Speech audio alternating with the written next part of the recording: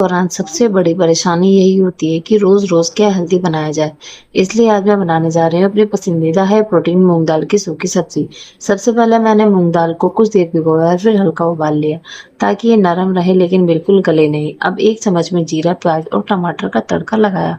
अपने पसंदीदा कुछ बेसिक से मसाले डाले और आखिर में उबली हुई मूँग दाल डालकर कुछ मिनट तक सौटे किया। बस कुछ ही मिनटों में एक स्वादिष्ट, हेल्दी और पेट भरने वाली रेसिपी तैयार हो गई। मैं इसे 2 रोटी और ताज़ा सलाद के साथ खाती हूँ।